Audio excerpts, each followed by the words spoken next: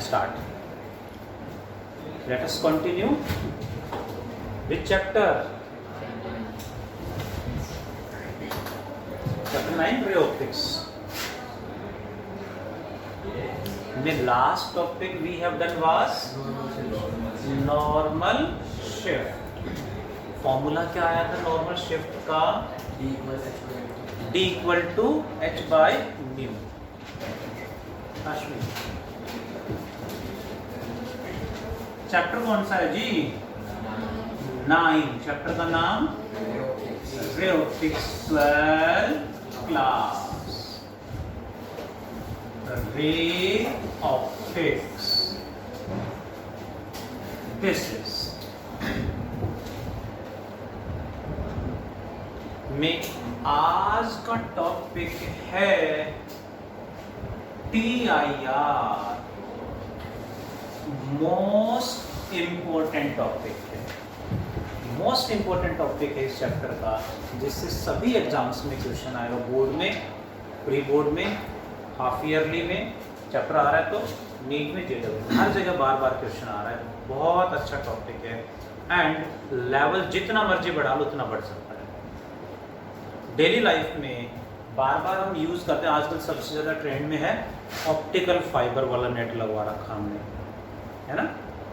Paper बोलते हैं online class में, sir not able to reply due to network issues, है ना.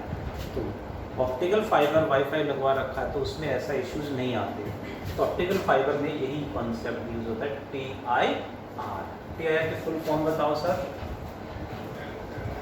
क्या होता है? Total internal reflection. Total internal reflection होता क्या है समझते हैं. Let there is a glass slab of refractive index, क्या मान लें? म्यू. बाहर क्या है? एयर.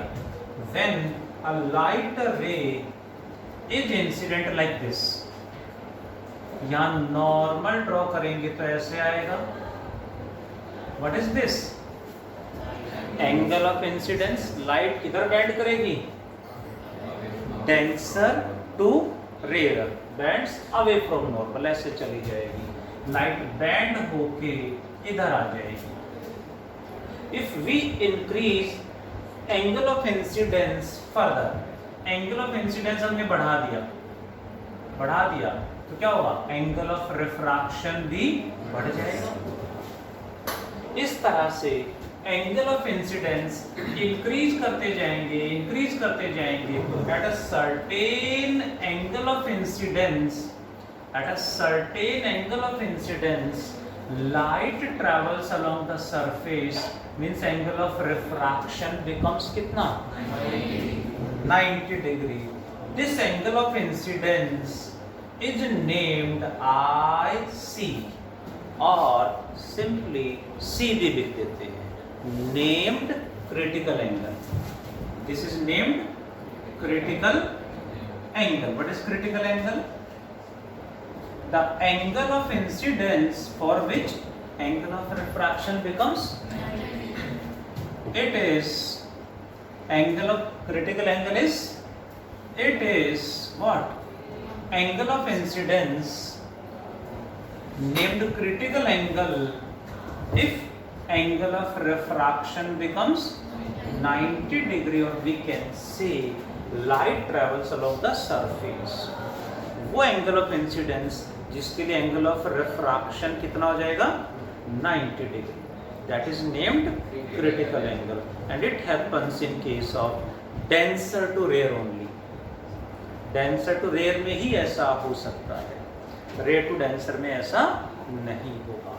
नेक्स्ट, अब इसी में if we increase angle of incidence further, angle of incidence हमने और बढ़ा दिया जी, यानी I becomes greater than IC.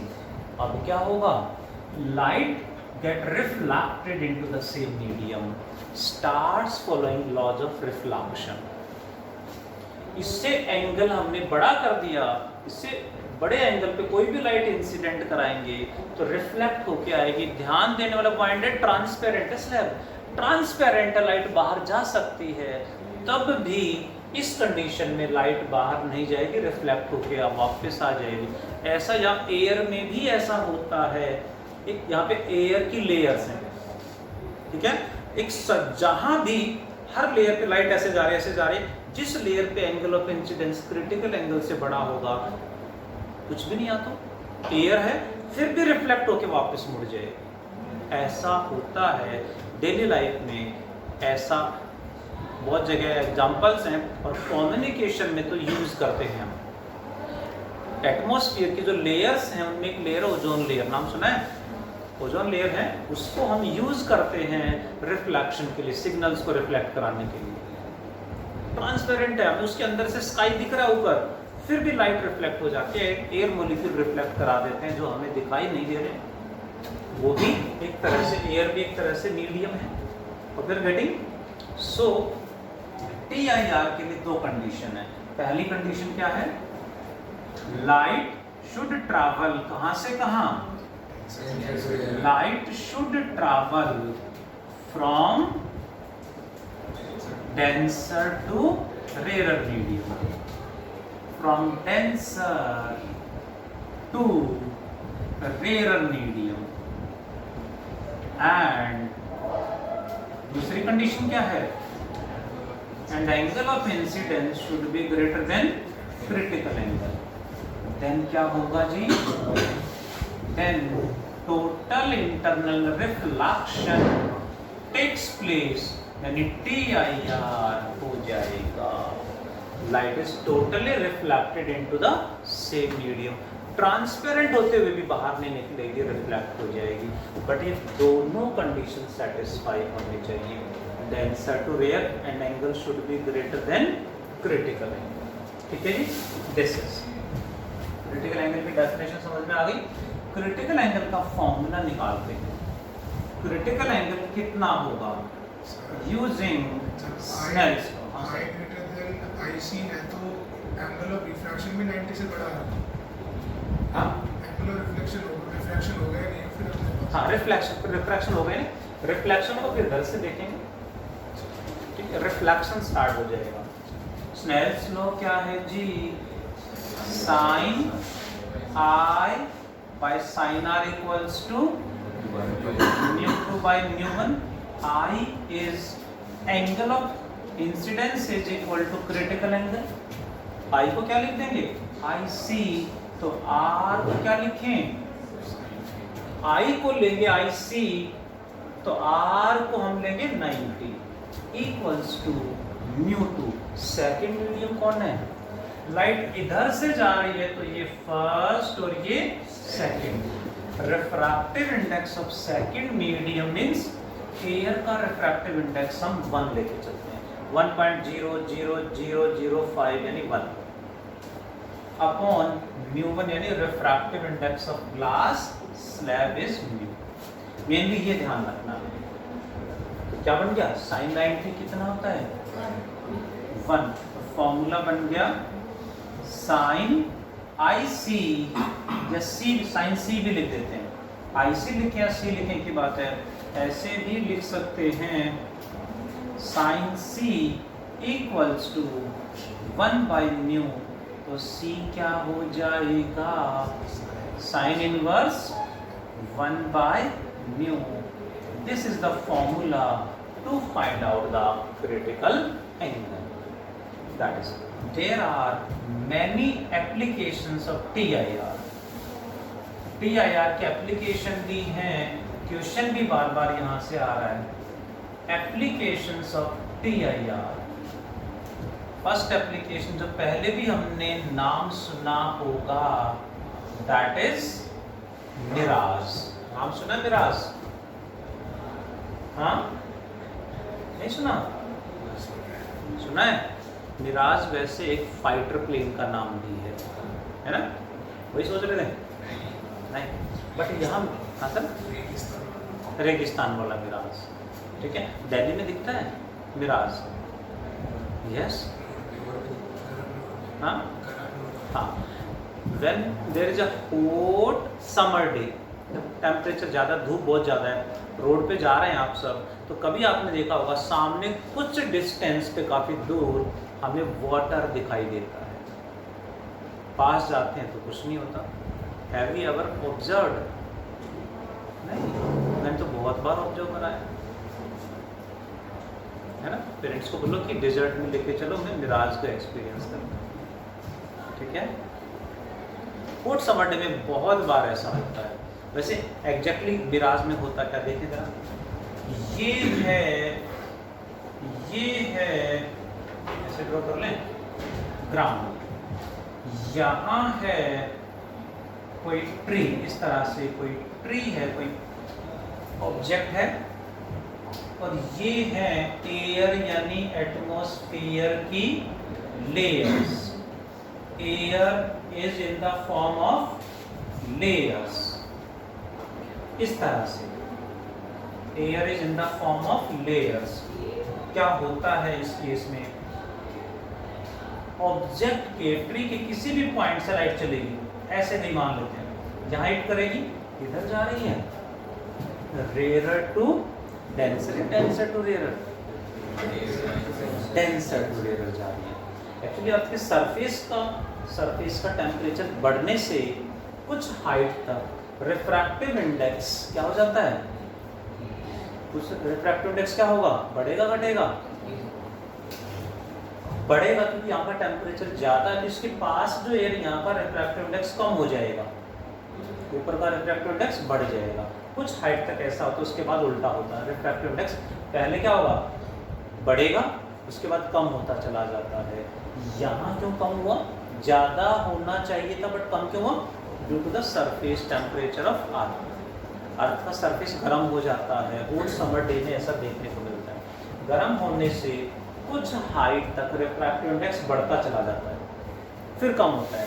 तो जहाँ रिफ्रैक्टिव इंडेक्स बढ़ रही है तो ऊपर से जाएंगे तो कम हो रही है, कम हो रही है मतलब डेंसर टू रेयर में जाएंगे तो यहाँ नॉर्मल ड्रॉ कर दें, इधर जाएगी लाइट, ऐसे आ रही बैंड्स अवे फ्रॉम नॉर्मल, यहाँ से बैंड होके हल्का सा इधर आएगी, फिर यहाँ पे फिर से नॉर्मल ड्रॉ करेंगे, बैंड होके ऐसे आएगी, यहाँ से फिर ऐसे आएगी। इस तरह से एटमॉस्फेयर की जिस लेयर में, जहाँ भी जिस लेयर में angle of incidence critical angle से बड़ा हो जाएगा, जैसे angle of incidence critical angle से बड़ा होगा, लाइट रिफ्लेक्ट होके सेम एंगल पे रिफ्लेक्ट होके लाइट इधर आ जाएगी।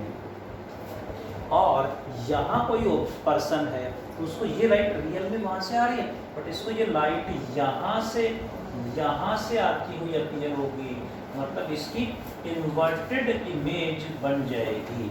ग्राउंड है, मिरर नहीं है, ग्राउंड में इसकी इमेज दिखाई देगी। यहाँ से देखेंगे तो ये लाइट यहाँ से आते हुए दिखेगी, इसकी इमेज बन जाएगी, ग्राउंड में इमेज बन रही है।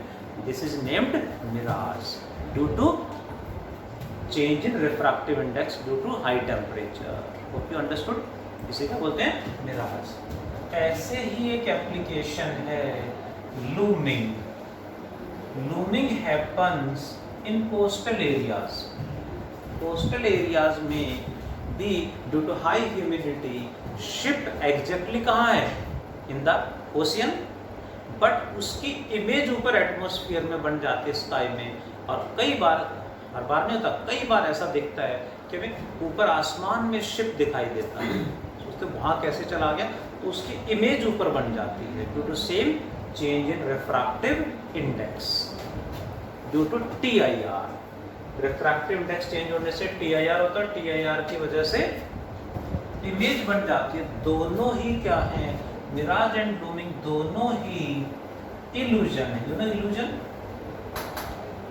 यानी हमें जस्ट दिखाई दे रहा है, रियल में वहां पे नहीं है।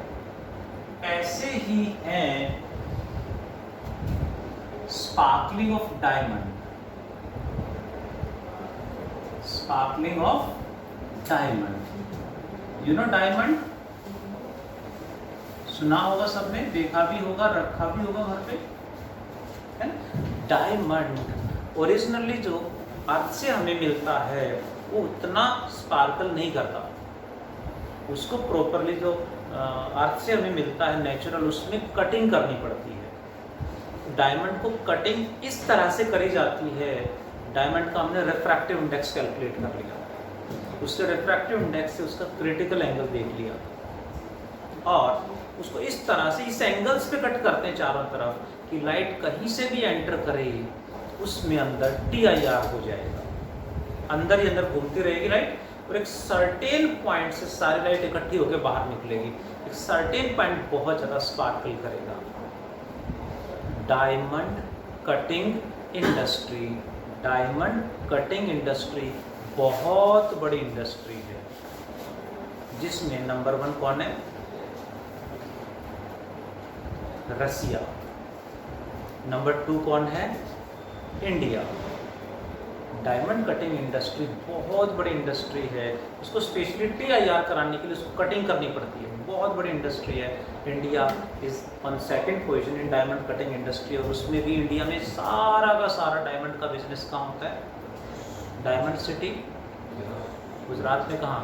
सूरत में। हाँ, सूरत जो सिटी है उसे डायमंड सिटी कहते हैं। डायमंड वहाँ पे सारा ही बिजनेस डायमंड का, इंडिया का सारा मोस्टली बिजनेस 99% बिजनेस वहीं पे है। डायमंड कटिंग इंडस्ट्री बहुत बड़ा बिजनेस है। तो sparkling of diamond takes place due to TIR। हालांकि diamond is the hardest material, you know, hardest material. जिसको कट करने के लिए इसको खुद भी यूज़ करते हैं, कहीं कटिंग करनी है तो डायमंड के कटर मिलते हैं मार्केट में। दैट स्टोन वगैरह कट करने के लिए डायमंड के कटर बनाते हैं जो उसे कट करते हैं। Next, totally reflecting glass prisms, totally reflecting glass prisms. कैसे जी? प्रिज्म्स को इस तरह से बनाया जाता है कि उनमें TIR हो जाता है।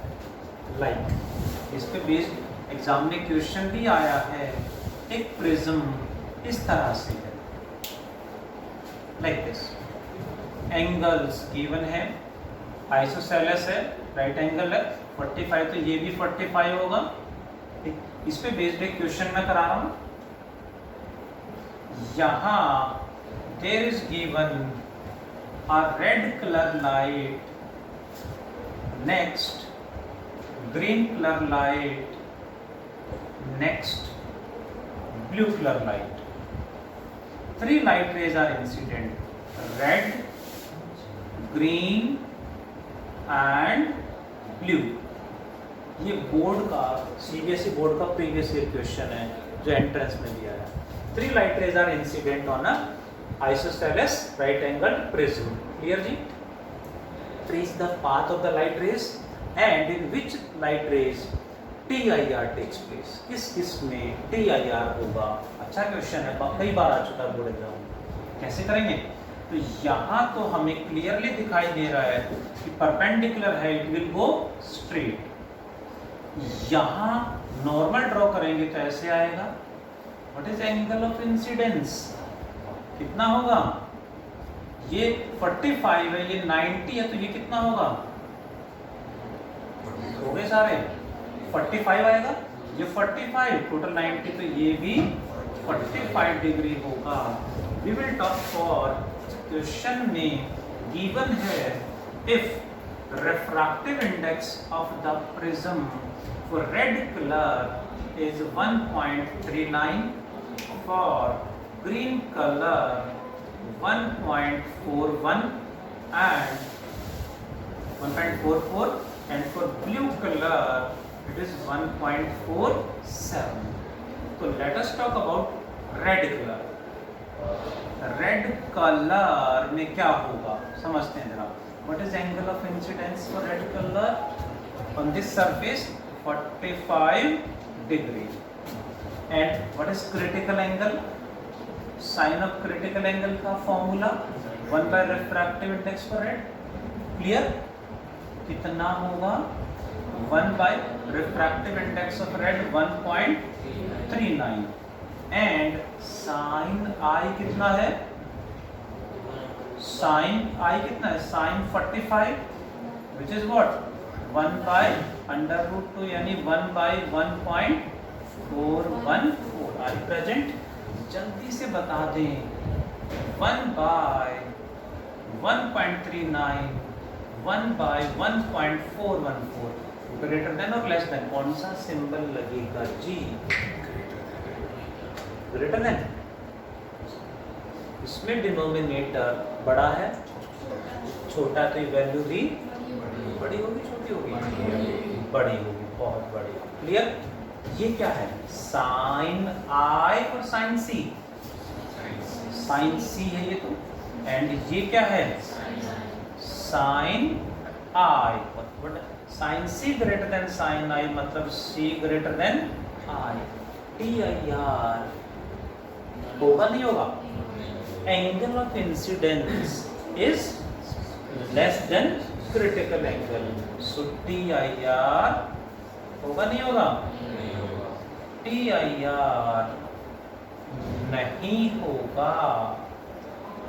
टी आई आर नहीं होगा मतलब रिफ्लेक्ट नहीं करेगा, यानी लाइट बाहर निकल जाएगी। What about the next one? Green color. For green color क्या होगा? Will you reply without using pen? हाँ? होगा? ग्रीन कलर के लिए या तो सीधी जाएगी या नॉर्मल ड्रॉ करेंगे। कितना एंगल आएगा? 45 ही होगा एंगल ऑफ इंसिडेंस। तो ये तो साइन आई तो ये रहेगा, साइन सी क्या हो जाएगा? ग्रीन कलर के लिए 1.44 आएगा यहाँ पे। क्लियर हुआ? यानी 1 बाय 1.414 एंड 1 बाय 1.44 क्या करते हैं? Greater than less than equal है। ये 4 1 है, वो 4 4 है। ठीक लिखा मैंने? क्या करूं? उल्टा साइन लगा दूं? इसका डिनोमिनेटर छोटा है तो ये वैल्यू बड़ी है, इसका डिनोमिनेटर बड़ा है तो वैल्यू छोटी है, तो साइन सही हुआ ना? ये वैल्यू बड़ी है, ये वैल्यू छोटी है। This is greater than this.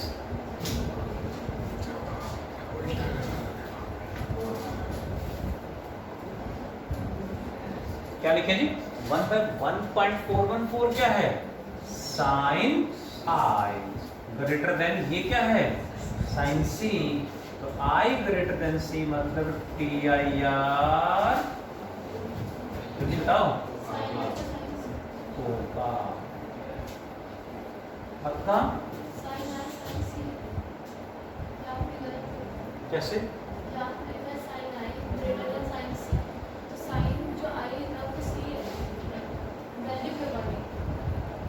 आई जो है वो सी से बड़ा है।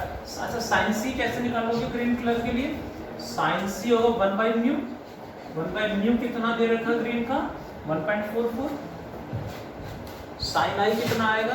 सेम आएगा, 45 डिग्री। तो साइन आई की वैल्यू तो यही रहेगी। इसको मैंने लिख दिया साइन आई और इसको मैंने लिख दिया साइन सी। That's all. यानी I equal to greater than सी। बहुत बढ़िया। टी आई आर होगा का मतलब क्या होगा? या लाइट रिफ्लेक्ट होगी, रिफ्लेक्ट होगी तो जितना एंगल ऑफ इंसिडेंस उतना ही एंगल ऑफ रिफ्लेक्शन। रिफ्लेक्ट होकर लाइट इधर आ जाएगी। What happens with blue colour? Blue colour के साथ क्या होगा जी? या तो सीधी जाएगी, यहाँ एंगल ऑफ इंसिडेंस फिर से 45, तो क्या होगा? ये तो सेम रहेगा। साइन सी होगा 1 बाय म्यू 1.47 यानी तो और बड़ा हो रहा है डिनोमिनेटर, यानी again same means blue colour में भी टी आई आर होगा। ये as it is question board exam में 2-3 बार आ चुका है। एज इट इज वैल्यू दी है, पाथ ट्रेस कर दिया हमने। रेड में टी आई आर नहीं होगा, रिफ्रैक्शन होगा। दोनों में रिफ्लेक्शन होगा। पाथ ट्रेस कर दिया, एक्सप्लेन कर दिया क्यों होगा। What is this? Application of T I are. एक एप्लीकेशन और करेंगे, that is question number, application number 5। ये भी एनसीईआरटी का एक्सरसाइज का एक क्वेश्चन है, एक्सरसाइज का क्वेश्चन है, मॉड्यूल में भी बोर्ड एग्जाम में आ चुका है, वही करा रहा हूँ क्योंकि ये TIR की एप्लीकेशन है। करें इस तरह से, देयर इज आ, इस तरह से देयर इज आ कंटेनर, बड़ा सा एक कंटेनर है इस तरह से, इसमें liquid is filled up to a certain height, कितना h हाइट तक लिक्विड फिल कर दिया इसमें, जिसका रिफ्रैक्टिव इंडेक्स इज म्यू।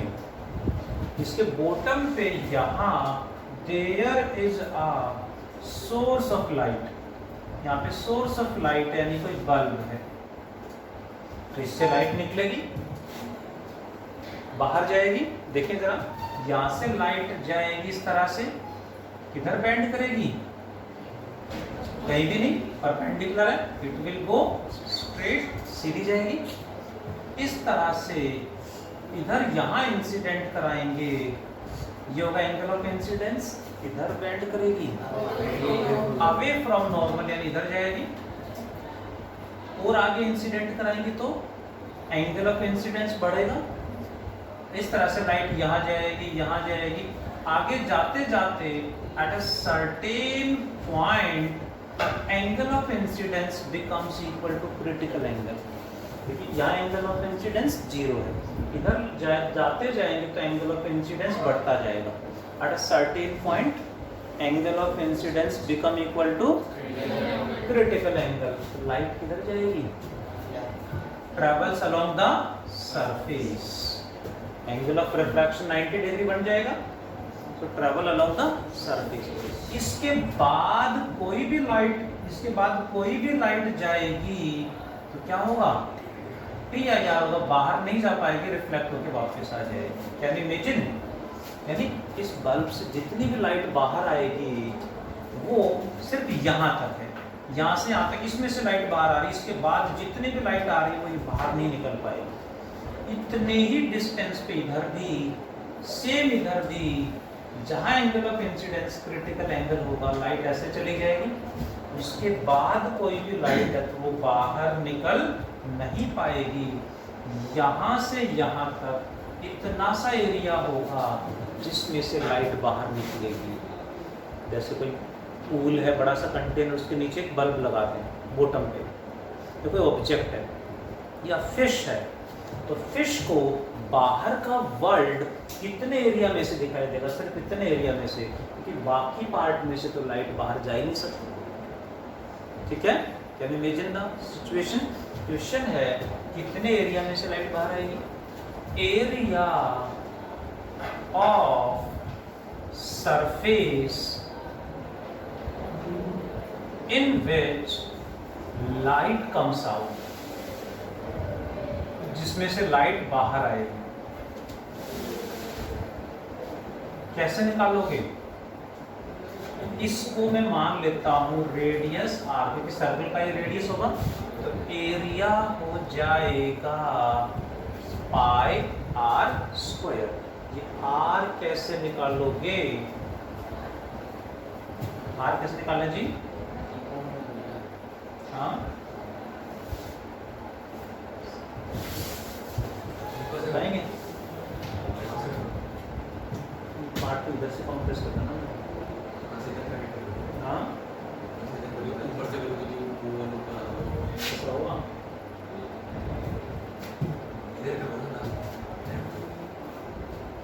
बताओ क्या करें जी, चलेगा।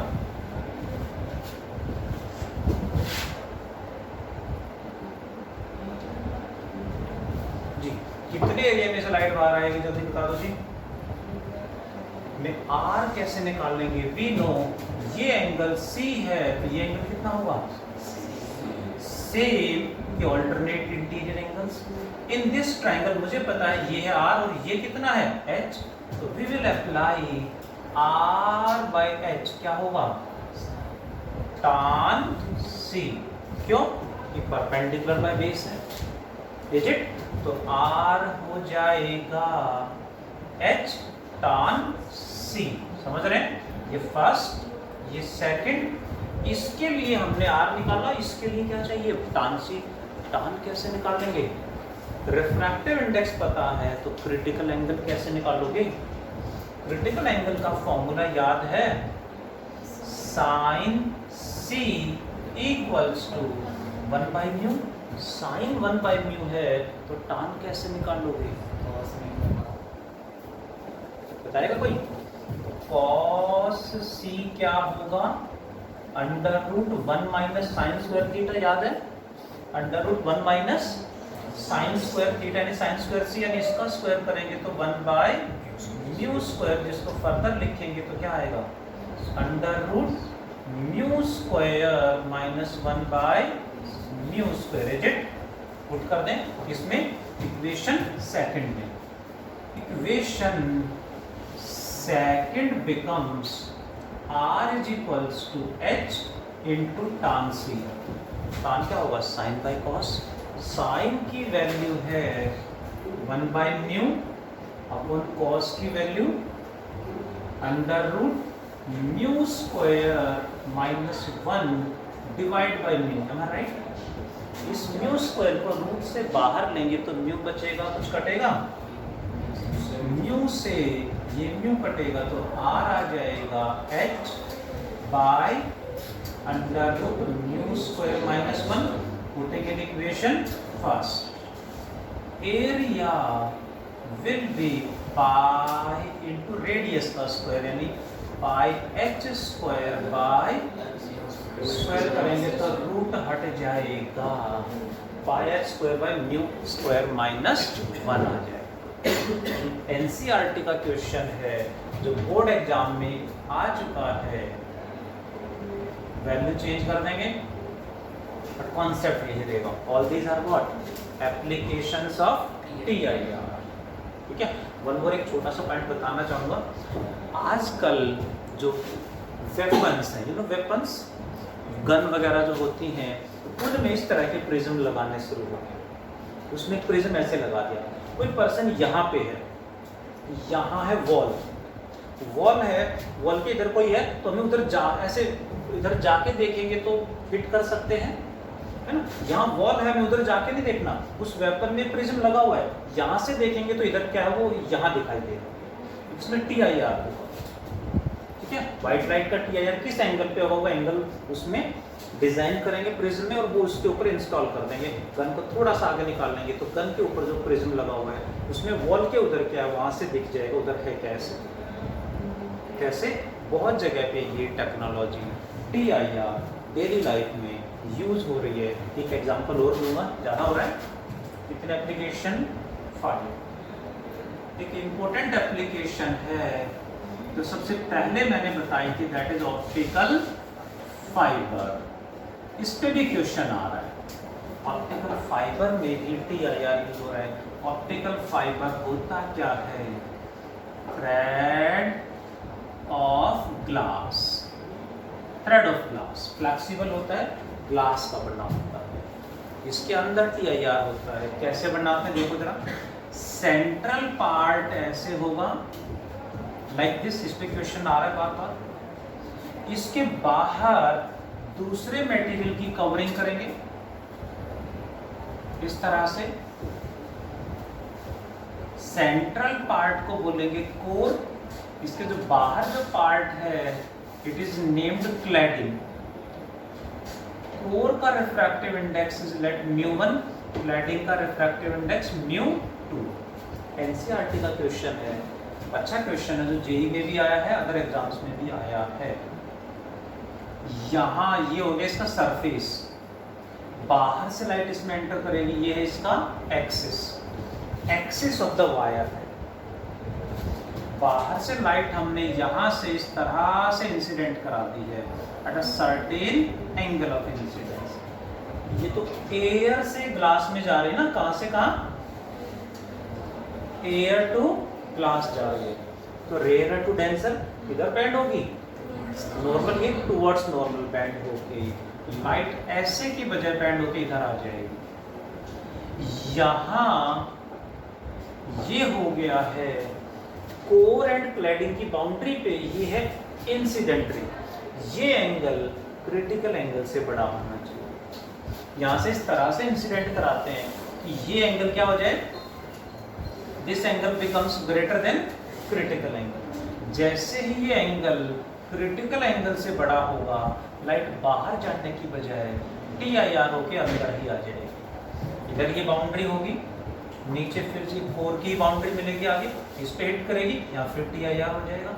इसके अंदर अंदर स्पीड ऑफ लाइट कितना होता है, 3 लाख किलोमीटर पर सेकंड, 3 × 10⁸ मीटर पर सेकंड के साथ ये सिग्नल इसके अंदर चला जाता है इस तरह से। बट कंडीशन क्या है, डेंसर टू रेयर होना चाहिए ना, मतलब μ1 शुड बी ग्रेटर देन μ2, तभी ऐसा होगा। और डेंसर एंड क्लैडिंग रेयर होना चाहिए, तो TIR होकर इसके अंदर चलती रहेगी लाइट। इम्पोर्टेंट है, इस पे बेस्ड क्वेश्चन अक्सर एग्जाम में आता है। इस तरह के और भी न्यूमेरिकल्स काफ़ी सारे हैं जेई के, नीट के, CBSE बोर्ड एग्जाम के, जो हमें पता होने चाहिए, हमें करने भी है। ठीक है जी, डिस्कस करूँगा, डू कंप्लीट फास्ट, फिर आगे डिस्कस करेंगे और फर्दर एग्जाम टॉपिक्स।